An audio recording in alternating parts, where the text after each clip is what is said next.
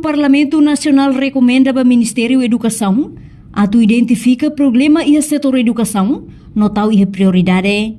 Chefe bancada PD, deputado Manuel Noronha reconhece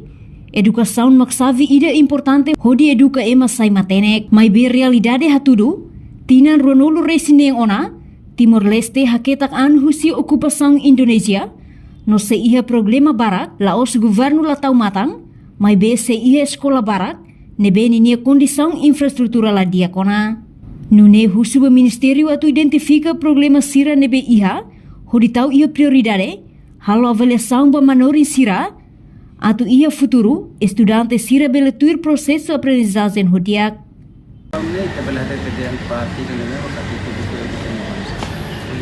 Ministério kami nasa borda la baisa ba futuro itu bela hati tidak borda darau ne fila fale ba educação fila fale ba ministério sira sama kata dan usa mod genetore kanorin de magia para borda la baisa educação kalau itu bela hati kata borda darau itu kona educação problema barat laos dengan governo la taumata governo la hare yang taumata mai dei tabel hare tekan ini sekolah lugu kira ia terlah na ben kira oh seram quasi sekolah seram con conversando da entonces ba futuro ne la base bel mate poder ya aprender materno mira ne maka usuba ministério atu identifica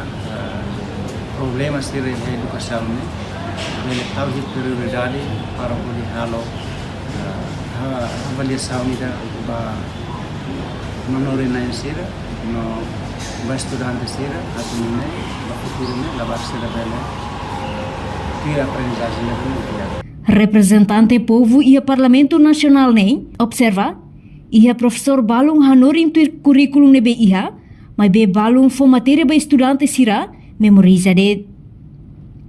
No dadau ne, Ministério da Educação halo ona revisão ba currículo ensino terceiro ciclo, no se implementa ia sétimo ano ia tina oing mai. Reportagem Fifanya de Carvalho, Televisão Timor-Post.